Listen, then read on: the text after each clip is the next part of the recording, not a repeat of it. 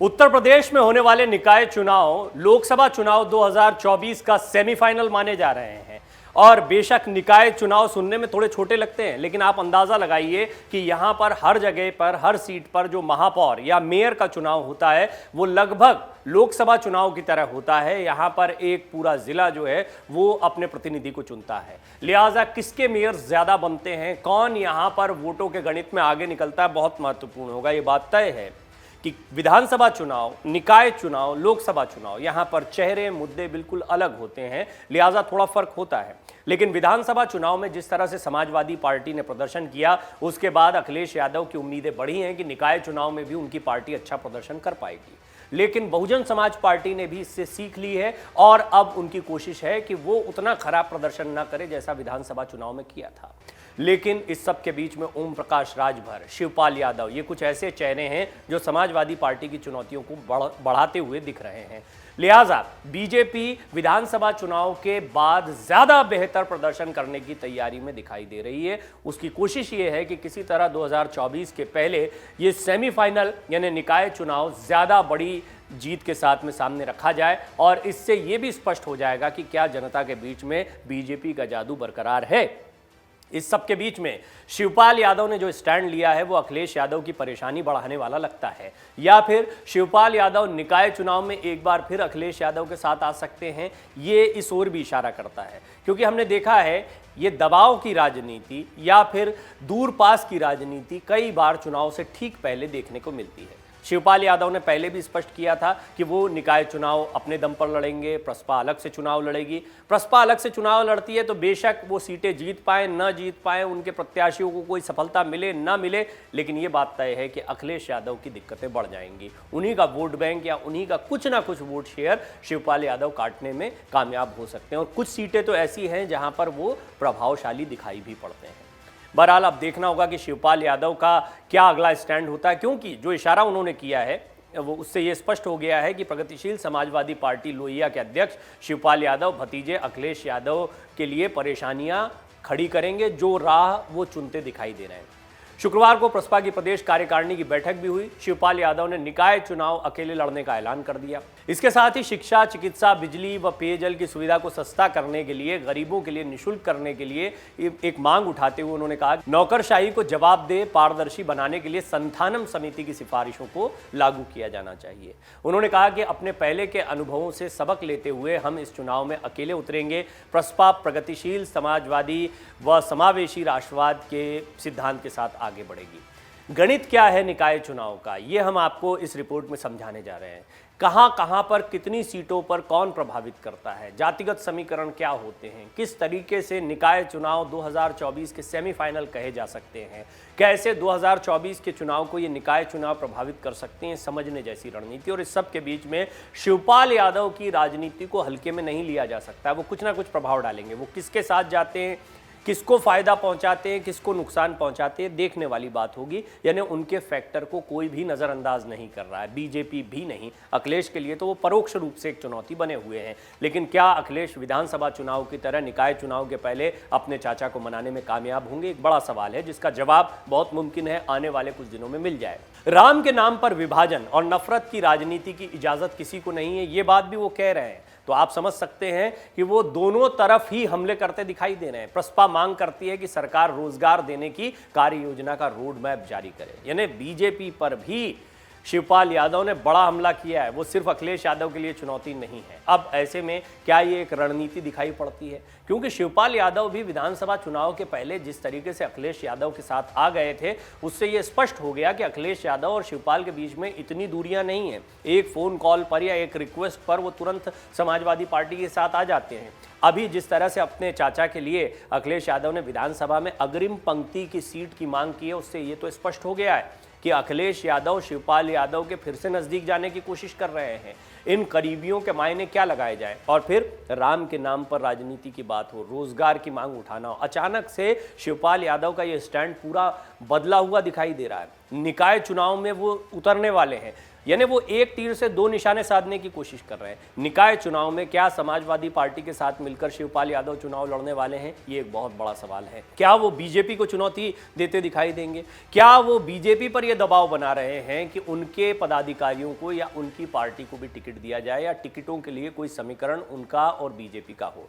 क्या प्रसपा और बीजेपी का कोई समीकरण हो सकता है? बीजेपी को इसमें कोई फायदा नहीं दिखाई देता है। हाँ, शिवपाल यादव सीधे बीजेपी में आ जाएं, लेकिन फिर वो पद की मांग करते हैं, उनका कद क्या होगा, जैसी बहुत सारे सवाल हैं जिनकी वजह से कभी भी ये समीकरण बनता नहीं दिखाई देता। ले देकर ये बचता है मामला कि समाजवादी पार्टी ने भले ही बेशक सरकार बनाने में नाकामी हासिल की हो, लेकिन फिर भी प्रदर्शन अच्छा रहा है।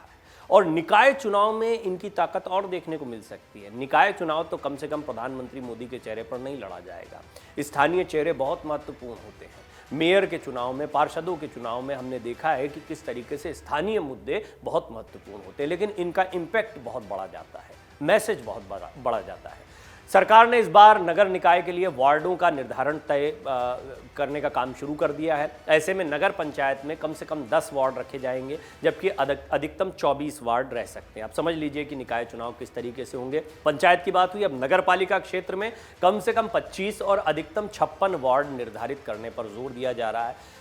ब्लॉक स्तर की राजनीति, ये वार्ड स्तर की राजनीति जो होती है, ये बहुत महत्वपूर्ण होती है, क्योंकि हर वार्ड के आधार पर आपका कार्यकर्ता, आपका वोटर तय होता है। लिहाजा ये सिर्फ निकाय चुनाव नहीं है, ये लोकसभा चुनाव की तैयारियां हैं जबरदस्त तरीके से हर राजनीतिक दल की तरफ से। नगर निगम के लिए न्यूनतम वार्ड संख्या 60 और अधिकतम 110 रखने की प्लानिंग है। इस प्रस्ताव को हरी झंडी मिलने के बाद नगर विकास विभाग के स्तर पर निकायों के स्वरूप में बदलाव की योजनाओं को मूर्त रूप दिया जाएगा। साल 2017 में 652 नगर निकायों में चुनाव हुए थे। 2022 में 734 नगर निकायों में चुनाव होंगे। इस प्रकार पिछले 5 वर्षों में 82 नए नगर निकाय बढ़ गए हैं। 2017 में 16 नगर निगम, 198 नगर पालिका और 438 नगर पंचायतों में चुनाव कराए गए थे। वहीं इस बार 17 नगर निगम, 200 नगर पालिका और 517 नगर पंचायतों में चुनाव कराए जाएंगे। इन तमाम नगर निकायों में वार्डों का परिसीमन से लेकर आरक्षण रोस्टर तक को अंतिम रूप देने का कार्य हो रहा है। इसके बाद वार्ड पार्षद से लेकर नगर पंचायत और नगर पालिका के अध्यक्ष और नगर निगम के मेयर पद के आरक्षण तय किए जाने हैं। इसके बाद ही चुनाव की घोषणा की जाएगी। हम जो अधिकारियों से जानकारी मिलती है उसके मुताबिक परिसीमन पूरा होने के बाद जुलाई से सितंबर के बीच में वोटर लिस्ट का पुनरीक्षण हुआ। इसके बाद नवंबर में अधिसूचना जारी कर नवंबर दिसंबर के बीच चुनाव करवाने की योजना बनाई जा रही है। ये तो हुई बात की क्या प्रक्रिया चल रही है निकाय चुनाव की, लेकिन निकाय चुनाव में इस वक्त अगर सबसे महत्वपूर्ण समीकरण कुछ देखने को मिल रहा है तो वो ये है कि शिवपाल यादव क्या दोबारा अखिलेश यादव के साथ चुनाव लड़ेंगे। जैसे विधानसभा चुनाव में जसवंत नगर की सीट से उन्होंने चुनाव लड़ने का प्रस्ताव स्वीकार कर लिया था, सबसे बड़ी जीत हासिल करी थी। हालांकि अभी उन्होंने हाल में मुलायम सिंह यादव के लोकसभा चुनाव लड़ने की बात भी कह दी, ये एक शिगुफा छेड़ दिया। यानी वो कहीं ना कहीं मुलायम सिंह यादव को आगे कर अखिलेश यादव को निशाने पर ले रहे हैं। क्या वो खुद मैनपुरी जैसी परंपरागत सीट पर लोकसभा चुनाव लड़ने का मन बना रहे हैं? अखिलेश यादव इस बात को जानते हैं। अखिलेश यादव आजम खान और शिवपाल यादव की मुलाकातों के बाद सतर्क भी हो गए। अखिलेश यादव ये भी जानते हैं कि यदि शिवपाल यादव और आजम खान पूरी ताकत के साथ उनके साथ खड़े रहेंगे तो ये उनकी ताकत को बढ़ाने वाला होगा, उनके प्रदर्शन को बेहतर करेगा निश्चित तौर पर। लेकिन उनकी कुछ नाराजगियां हैं। नाराजगियों में सबसे पहले पार्टी में उनका कद क्या होना चाहिए। आजम खान की बात करें तो वो अपने स्वास्थ्य से जूझ रहे हैं, पहले जेल में लंबा समय, फिर उपचुनाव में हार, उसके बाद में उनको दिल की परेशानी या फिर गंभीर बीमारियों के बावजूद कई बार राजनीतिक मैदान में उतरते हुए प्रयास करते हुए देखा गया है। लेकिन ये प्रयास अब वैसे नहीं दिखाई देते जैसे आजम खान के एक ज़माने में हुआ करते थे। आजम खान का चेहरा, फेस वैल्यू बहुत महत्वपूर्ण है और वो आज भी मुस्लिम मतदाताओं में, मुस्लिम वोटर्स में काफ़ी अच्छी पकड़ रखते हैं समाजवादी पार्टी के लिहाज से देखा जाए तो। तमाम दूसरे राजनीतिक दल जिनकी निगाह इसी वोट बैंक पर है वो आजम खान को लगातार अपने साथ लेने के प्रयास करते दिखाई देते हैं। ओवैसी और कांग्रेस जैसे दल भी इस बात के प्रयास कर चुके हैं कि आजम खान उनके साथ में आ जाए। अखिलेश यादव के साथ में तो वो हैं ही, और समाजवादी पार्टी की उनकी राजनीति पूरी है। कुल मिलाकर आजम खान, शिवपाल यादव का अखिलेश यादव के साथ बने रहना जरूरी है, ये अखिलेश यादव जानते हैं। नगर निकाय चुनाव जो आ रहे हैं ये स्पष्ट तौर पर 2024 के चुनाव की तैयारियां हैं। 2022 के विधानसभा चुनाव में जो झटका लगा अखिलेश यादव को, हालांकि उनकी सीटें बड़ी हैं, उनका कॉन्फिडेंस बढ़ा, उन्होंने एक बात कही थी, एक बात तो तय हो गई कि बीजेपी को हराया जा सकता है। ईवीएम को लेकर तमाम सवाल खड़े किए गए, बहुत सारी बातें, बहुत सारे इसमें एक्सक्यूजेस दिए गए कि क्यों हार गए, लेकिन इसके बावजूद ये बात तो तय है कि अखिलेश यादव को अभी अपनी रणनीति को और बेहतर करने की जरूरत है, खासतौर पर तब जब सिर्फ प्रधानमंत्री मोदी नहीं, मुख्यमंत्री योगी आदित्यनाथ की लोकप्रियता भी परवान चढ़ रही है उत्तर प्रदेश में। उन्होंने 37 साल पुराना इतिहास तोड़ दिया। 37 सालों से जो कोई मुख्यमंत्री नहीं कर पाया था, दोबारा मुख्यमंत्री की कुर्सी पर अपने चेहरे के दम पर बैठे, यानी जनता ने उनको पसंद किया। हाँ, इसमें यह बात सही है कि चुनावी समीकरण भी बहुत मायने रखते हैं। क्या 2024 के चुनाव के पहले कोई समीकरण, कोई संगठन, कोई गठबंधन आपको निकाय चुनाव में भी देखने को मिल सकता है? ये बहुत महत्वपूर्ण प्रश्न है। दरअसल यहां पर रणनीति दो स्तरों पर बन रही है। रणनीति इस लिहाज से भी देखी जा रही है कि किस सीट पर, किन ब्लॉक्स पर कौन सी पार्टी मजबूत है, और अगर छोटे छोटे ब्लॉक्स पर काम किया जाए तब इस बात का अंदाजा लग सकता है कि किसको टिकट दिया जाए, किसको टिकट नहीं दिया जाए, कहां पर किसके कार्यकर्ता मजबूत हैं। बहुजन समाज पार्टी, समाजवादी पार्टी, दो बड़ी ताकतें हैं। महागठबंधन का कोई स्वरूप इनके साथ में आए बिना नहीं दिखाई देता। कांग्रेस भी एक फैक्टर है। हो सकता है निकाय चुनाव में कांग्रेस कुछ जगहों पर प्रत्याशियों के दम पर अच्छा प्रदर्शन करने की कोशिश करे।